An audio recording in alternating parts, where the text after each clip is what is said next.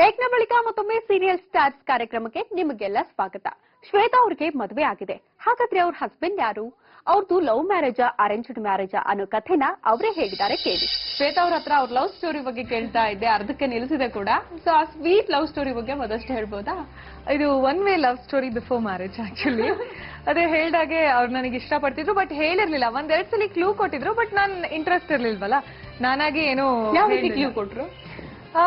ಏನಂದ್ರೆ 7 years ಇಂದ ಒಂದು ಹುಡುಗಿ ಜೊತೆ ಪ್ರತಿ ಒಂದು ಕ್ಷಣ ಇದ್ದು. ಆಕ್ಚುಲಿ ನಂಗೆ ಹುಷಾರೆಲ್ಲ ಇರ್ಲಿಲ್ಲ. ಒಂದೊಂದ್ಸಲಿ ವೀಕ್ನೆಸ್, ಈಗ ನಾನು ತುಂಬಾ ಸ್ಟ್ರಾಂಗ್ ಅಲ್ಲ, ಸೊ ವೀಕ್ನೆಸ್ ಡಬಲ್ ಅಂತ ಬಿದೋಗ್ತಿದ್ದೆ. ಹಾಸ್ಪಿಟಲ್ಗೆ ಸೇರಿಸಿ ಅವ್ರು ನೋಡ್ಕೋತಿದ್ರು. ನಮ್ಮ ಅಪ್ಪ ಅಮ್ಮ ಟೆನ್ಷನ್ ಆಗ್ತಿದ್ರು.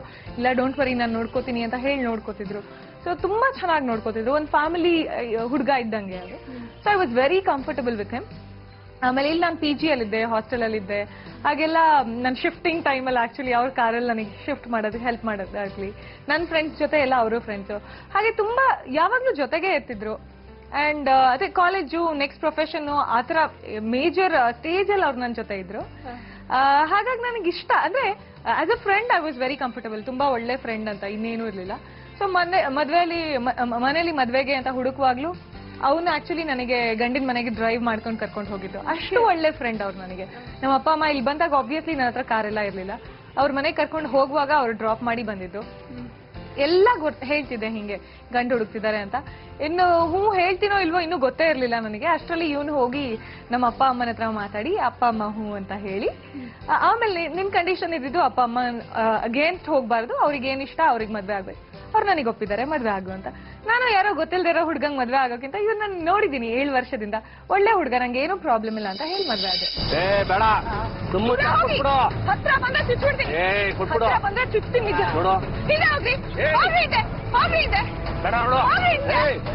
ಹೋಗಿ ಹತ್ರ ಬಂದ್ರೆ ಚುಚ್ಬಿಡ್ತೀನಿ.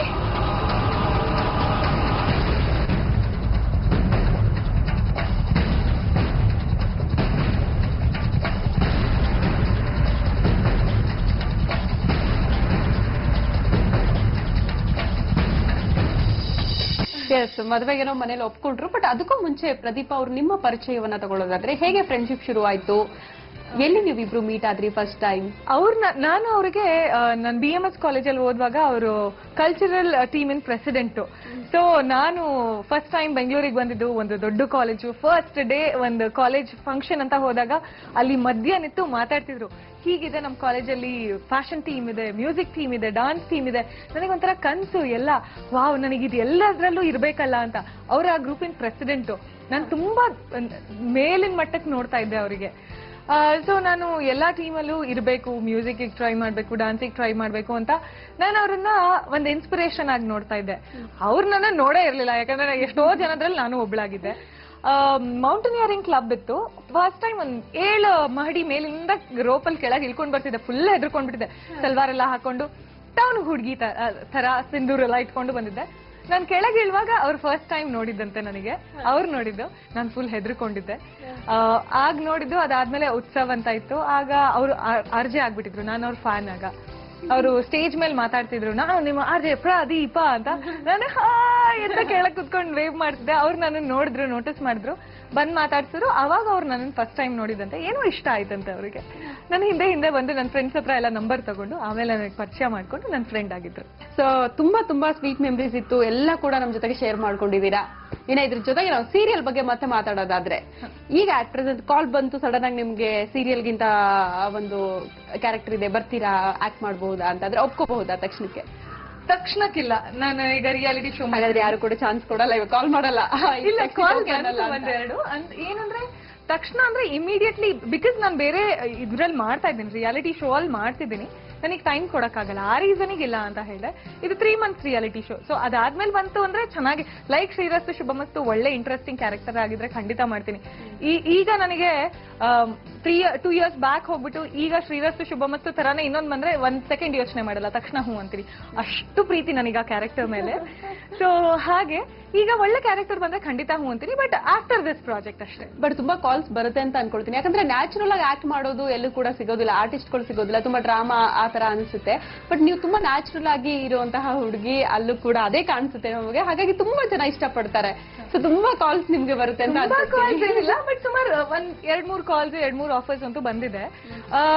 ಕೆಲವರಿಗೆ ಇಷ್ಟ ಆಗ್ಬೋದು, ಕೆಲವರಿಗೆ ಇಷ್ಟ ಆಗದೆ ಇರ್ಬೋದು. ಬಟ್ ನಾನು ನನ್ನ ಸ್ಕ್ರೀನ್ ಅಲ್ಲಿ ನೋಡಿದಾಗ ನನಗೆ ತುಂಬಾ ಆಕ್ಷನ್ ಆಗ್ಲಿ, ತುಂಬಾ ಡ್ರಾಮಾ ಆಗ್ಲಿ ಇಷ್ಟ ಆಗಲ್ಲ. ನನಗೆ ನ್ಯಾಚುರಲ್ ಆಗಿ, ಈಗ ಯಾರೋ ಒಬ್ರು ಕೆಟ್ಟವ್ರು ಸಿಕ್ಕಿದ್ರೆ ಅವ್ರೇನು ಹಿಂಗೆ ನೋಡಲ್ಲ, ಅವ್ರು ನಾರ್ಮಲಿ ನಮ್ ತರಾನೇ ಇರ್ತಾರೆ. ಬಟ್ ಅವ್ರ ಥಾಟ್ಸ್ ಕೆಟ್ಟದಾಗಿರ್ಬೋದು, ಅಥವಾ ಆ ಇನ್ಸ್ಟೆಂಟ್ ಮಿನಿಟ್ ಅಲ್ಲಿ ಅವ್ರ ಇಂಟೆನ್ಷನ್ಸ್ ಕೆಟ್ಟದಾಗಿರ್ಬೋದು. ಹಂಗಲ್ದೆ ತಕ್ಷಣ ನೋಡಿದ ತಕ್ಷಣ ಅವ್ರು ಏನು ವಿಲನ್ ತರ ಏನ್ ಕಾಣಲ್ಲ. ಹಾಗೆ ನನ್ನ ಒಪಿನಿಯನ್ಸ್ ಕೆಲವುದಿದೆ, ಆ ತರ ನಾನ್ ಮಾಡ್ಬೇಕು ಅಂತ ನನ್ನ ತಲೆಯಲ್ಲಿರೋದು. ಹಾಗಾಗಿ ನನಗೆ ಡೈರೆಕ್ಟರಿಗೆ ಮ್ಯಾಚ್ ಆದಾಗ ಒಂದು ಒಳ್ಳೆ ಪ್ರಾಜೆಕ್ಟ್ ಬರುತ್ತೆ. ಇನ್ 3 ತಿಂಗಳಾದ್ಮೇಲೆ ಆ ತರ ಚಾನ್ಸ್, ಒಳ್ಳೆ ಪಾತ್ರ ಸಿಕ್ಕರೆ ಖಂಡಿತ ಒಪ್ಕೊಳ್ತೀರಾ? ಎಸ್.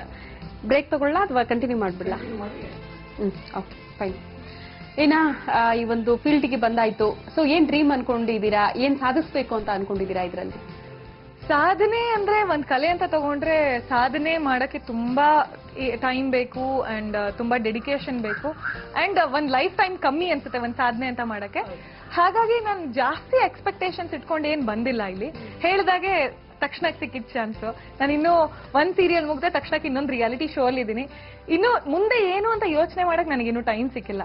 ಅಂದ್ರೆ ಟೈಮ್ ಸಿಕ್ಕಿಲ್ಲ ಅನ್ನೋಕ್ಕಿಂತ ನಾನು ಸದ್ಯದಲ್ಲಿ ಏನ್ ಮಾಡ್ತಿದ್ದೀನಿ ಅದನ್ನ ಎಂಜಾಯ್ ಮಾಡ್ಬೇಕು ಅನ್ಕೊಂಡಿದ್ದೀನಿ. ಮುಂದೆ ಏನ್ ಆಫರ್ ಬರುತ್ತೆ ಹಾಗೆ ನಾವ್ ಅನ್ಕೊಂಡಿದ್ ತರ ಆಗದೇ ಇಲ್ಲ. ಸೊ ಮುಂದೆ ಏನ್ ಬರುತ್ತೆ ಹಾಗೆ ಮಾಡ್ತಾ ಹೋಗ್ಬೇಕು. ಬಟ್ ಏನೇ ಮಾಡಿದ್ರು ಅದನ್ನ ಕಲ್ತು ಚೆನ್ನಾಗಿ ಮಾಡ್ಬೇಕು ಅನ್ನೋ ಪ್ರಯತ್ನ ನಂದಿರ್ಬೇಕು.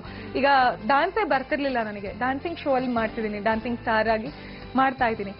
6 ವೀಕ್ಸ್ ಆಗಿದೆ, ಅಂದ್ರೆ 50% ಆಫ್ ದ ಶೋ ಮಾಡಿದೀನಿ. ಡಾನ್ಸೇ ಬರ್ದೇ ಇರೋಳು 50% ಆಫ್ ಶೋ ಮಾಡಿದೀನಿ ಅಂದ್ರೆ ನನಗೆ ಅದು ಒಂದು ಪರ್ಸನಲ್ ಅಚೀವ್ಮೆಂಟ್. ನನಗೆ ಆಲ್ರೆಡಿ ಒಂದು ಟ್ರೋಫಿ ಸಿಕ್ಕಿದಾಗೆ. ಸೊ ನನಗೆ ಏನೇ ಕೆಲಸ ಕೊಟ್ಟರು ಅದನ್ನ ಚೆನ್ನಾಗಿ ಮಾಡಿ ನನಗೆ ಸೆಲೆಕ್ಟ್ ಮಾಡಿದ್ರು, ಹೌದಪ್ಪ ನಾನು ಕರೆಕ್ಟ್ ಆಗಿ ಸೆಲೆಕ್ಟ್ ಮಾಡಿದೀನಿ ಅನ್ನೋ ಖುಷಿ ಅವ್ರಿಗೆ ಸಿಗ್ಬೇಕು, ಆ ನೆಮ್ಮದಿ ನನಗಿರ್ಬೇಕು. ಆ ತರ ಮಾಡ್ಬೇಕು. ಮುಂದೆನೂ ಅಷ್ಟೇ ನನಗೆ ಇಷ್ಟ ಆಗುವಂತದ್ದು ಚಾಲೆಂಜಿಂಗ್ ಆಗಿ ಹೊಸದೇನಾದ್ರೂ ತಿಳ್ಕೊಳ್ಳೋಂತ ಪ್ರಾಜೆಕ್ಟ್ ಸಿಕ್ಕಿದ್ರೆ ಖಂಡಿತ ಮಾಡ್ತೀನಿ. ಅಂಡ್ ಅದನ್ನ ಕಂಪ್ಲೀಟ್ ಮಾಡಿ ಸಕ್ಸಸ್ಫುಲ್ ಆಗಿ ಮಾಡಿದ್ರೆ ಅದೇ ನನಗೆ ಸಾಧನೆ ಅನ್ಸುತ್ತೆ. ಯಾವ ಚಾನ್ಸ್ ಇರಬಹುದು ಅದನ್ನ ಪರ್ಫೆಕ್ಟ್ ಆಗಿ ಮಾಡಿ ತೋರಿಸ್ಬೇಕು. ನನ್ಗೆ ಬರ್ದೇ ಇದ್ರು ಕೂಡ ಅದನ್ನ ನಾನು ಕಲಿಬೇಕು, ತೋರಿಸ್ಬೇಕು ಅಲ್ವಾ? ಸೊ ಆ ಒಂದು ಚಾಲೆಂಜ್ ಎಲ್ಲರಿಗೂ ಕೂಡ ಇರ್ಲೇಬೇಕು. ಸೊ ಇಷ್ಟು ದಿನ ಬಂದಿರುವಂತಹ ಜರ್ನಿಲಿ ನಿಮ್ಗೆ ಸಾರ್ಥಕತೆ ಇದೆಯಾ? ಓಕೆ, ನನ್ನ ಲೈಫ್ ನ ಏನೋ ಒಂದು ಅನ್ಕೊಂಡಿದ್ದನ್ನ ಸಾಧನೆ ಮಾಡ್ತಾ ಇದ್ದೀನಿ, ಆ ಲೆವೆಲ್ಗೆ ರೀಚ್ ಆಗದಿದ್ರು ಕೂಡ ತಕ್ಕ ಮಟ್ಟಿಗೆ ಹೋಗ್ತಾ ಇದ್ದೀನಿ ಅನ್ನೋ ಒಂದು ಸಾರ್ಥಕತೆ ಇದೆಯಾ? ಎಸ್, ನಾನು ಆಕ್ಚುಲಿ ಈ ಸಾಧನೆ ಅಂತ ಅಲ್ಲ, ಆಸ್ ಅ ಪರ್ಸನ್ ನಾನು ತುಂಬಾ ಕಂಟೆಂಟ್ ಆಗಿರೋ ಹುಡುಗಿ. ನನಗೆ ಏನಿದೆ ಅಷ್ಟರಲ್ಲಿ ಖುಷಿ ಪಡಂತ ಹುಡುಗಿ. ನಾನು ಯಾವತ್ತೂ ಒಂದು ಆಕ್ಟ್ರೆಸ್ ಆಗ್ಬೇಕು, ಹೀರೋಯಿನ್ ಆಗ್ಬೇಕು ಅಂತ ಯೋಚನೆ ಮಾಡ್ದವಳಲ್ಲ. ಏನೋ ಎಂಜಾಯ್ ಮಾಡ್ಕೊಂಡು ಹೋಗೋಣ ಲೈಫಲ್ಲಿ, ಪ್ರತಿಯೊಂದು ಏನಿದೆ ಅಷ್ಟರಲ್ಲಿ ಖುಷಿ ಆಗಿರೋ. ನಾನೊಂದು ಮಿಡಲ್ ಕ್ಲಾಸ್ ಫ್ಯಾಮಿಲಿಯಿಂದ ಬಂದವಳು. ಸೊ ನನಗೆ ಯಾವತ್ತೂ ಒಂದು ಕೊರತೆ ಅನ್ನೋದಿರ್ಲಿಲ್ಲ. ನನಗೆ ಏನ್ ಬೇಕಿತ್ತು ಅಷ್ಟನ್ನೇ ಕೊಟ್ಟು ತೃಪ್ತಿ ಅನ್ನೋದನ್ನ ನಮ್ಮ ಅಪ್ಪ ಅಮ್ಮ ಹೇಳ್ಕೊಟ್ಟಿದ್ರು. ಎಷ್ಟಿದೆ ಅಷ್ಟರಲ್ಲಿ ತೃಪ್ತಿ ಪಡೋದು. ಈಗಲೂ ಅಷ್ಟೇ, ಮುಂದೆ ಏನಾಗುತ್ತೆ, ಏನ್ ಮಾಡ್ತೀನಿ ಅದ್ರ ಬಗ್ಗೆ ಯೋಚನೆ ಮಾಡ್ತಿಲ್ಲ. ಈಗ ಇರೋದ್ರಲ್ಲಿ ನಾನು ಎಂಜಾಯ್ ಮಾಡ್ತಿದ್ದೀನಿ. ಹಾಗೆ ಮುಂದೆ ಹೊಸ ಹೊಸ ಆಫರ್ಸ್ ಬರುತ್ತೆ ನನಗೆ ಗೊತ್ತು. ಇನ್ನೂ ಹೋಪ್ಸ್ ಅಂತೂ ಇದೆ, ತುಂಬಾ ಚೆನ್ನಾಗೇ ಇರ್ತೀನಿ ಅಂತ. ಅದ ಎಲ್ಲಾದ್ರಲ್ಲೂ ತೃಪ್ತಿಯಾಗಿರ್ಬೇಕು ಅನ್ನೋದೇ ನನ್ನ ಸಾಧನೆ. ಸೊ ಯಾವಾಗ್ಲೂ ಕೂಡ ಇದೇ ತರ ಖುಷಿಯಾಗಿರಿ, ಒಳ್ಳೊಳ್ಳೆ ಚಾನ್ಸ್ ನಿಮ್ಗೆ ಸಿಗ್ತಾ ಹೋಗ್ಲಿ, ಇನ್ನು ಎತ್ತರಕ್ಕೆ ನೀವು ಬೆಳಿಬೇಕು ಅಂತ ನಮ್ಮ ಆಸೆ ಕೂಡ. ಇನ್ನ ನಮ್ಮ ಜನಶ್ರೀ ವೀಕ್ಷಕರಿಗೆ ಏನ್ ಹೇಳಕ್ ಇಷ್ಟಪಡ್ತೀರಾ? ನನಗೆ ಇಷ್ಟೊತ್ತು ನನ್ ಜೊತೆ ಇದ್ದು ನನ್ನ ಮಾತನ್ನ ಕೇಳಿ ನನಗೆ ಇಷ್ಟಪಟ್ಟಿದ್ದೀರಾ, ತುಂಬಾ ಥ್ಯಾಂಕ್ ಯು. ಹೀಗೆ ನನಗೆ ಒಳ್ಳೊಳ್ಳೆ ಕ್ಯಾರೆಕ್ಟರ್ ಸಿಗ್ತಾ ಹೋಗಿದೆ. ನಾನು ಇದುವರೆಗೂ ಜಸ್ಟಿಫೈ ಮಾಡ್ಕೊಂಡು ಬಂದಿದ್ದೀನಿ. ಹೀಗೆ ಇನ್ನೂ ಒಳ್ಳೆ ಆಫರ್ಸ್ ಅನ್ನೇ ಸೆಲೆಕ್ಟ್ ಮಾಡ್ತೀನಿ, ನಿಮಗೆ ಇಷ್ಟ ಇರೋ ಹಾಗೆ ಇರ್ತೀನಿ ಅಂತ ಹೇಳ್ತೀನಿ. ಎಸ್ ಶ್ವೇತಾ ಅವರ, ನೀವು ಕೂಡ ಹೋಲ್ ಡೇನ ನಮಗೋಸ್ಕರ ಪ್ರೋಗ್ರಾಮ್, ಅದಕ್ಕೆ ಜನಶ್ರೀ. ಇನ್ನು ನಮ್ಮ ಸೀರಿಯಲ್ ಸ್ಟಾರ್ಸ್ ಪ್ರೋಗ್ರಾಮ್ ಬಗ್ಗೆ ಏನ್ ಹೇಳಕ್ ಇಷ್ಟಪಡ್ತೀರಾ? ಸೀರಿಯಲ್ ಸ್ಟಾರ್ಸ್ ತುಂಬಾ ಒಳ್ಳೆ ಪ್ರೋಗ್ರಾಮ್. ಯಾಕಂದ್ರೆ ನಮ್ಮನ್ನ ನಾವು ಅಳೋದು, ನಗೋದು, ಒಂದು ಕ್ಯಾರೆಕ್ಟರ್ ಆಗಿ ನೋಡಿರ್ತೀರ. ನನ್ನನ್ನ ಜಾನ್ವಿ ಆಗಿ ನೋಡಿರ್ತಾರೆ, ಬಟ್ ಶ್ವೇತಾ ಆಗಿ ತುಂಬಾ ಕಮ್ಮಿ. ಏನೋ ಹೊರಗೆ ಹೋದಾಗ ತುಂಬಾ ಕಮ್ಮಿ ಜನಕ್ಕೆ ಮೀಟ್ ಆಗ್ಬೋದು. ಪ್ರತಿಯೊಬ್ಬರಿಗೆ ನಾನು ಏನು ಅಂತ ತೋರಿಸ್ಕೊಡ್ತಿರೋದು ನಿಮ್ show. I think it's wonderful show. Thank you so much for that. ನೋಡಿದ್ರಲ್ಲ ಶ್ವೇತಾ ಅವ್ರ ಜೀವನ ಎಷ್ಟೊಂದು ಹ್ಯಾಪಿ ಆಗಿದೆ ಅಂತ. ನಿಜಕ್ಕೂ ತುಂಬಾ ಕಲರ್ಫುಲ್ ಆಗಿತ್ತು ಅವ್ರ ಜೀವನ. ನಿಮ್ಮೆಲ್ಲರಿಗೂ ಕೂಡ ಈ ಒಂದು ಸಂಚಿಕೆ ಖುಷಿ ಕೊಟ್ಟಿದೆ ಅಂತ ಭಾವಿಸ್ತಾ ಇದನ್ನ ಇಲ್ಲಿಗೆ ಮುಗಿಸ್ತಾ ಇದ್ದೀನಿ.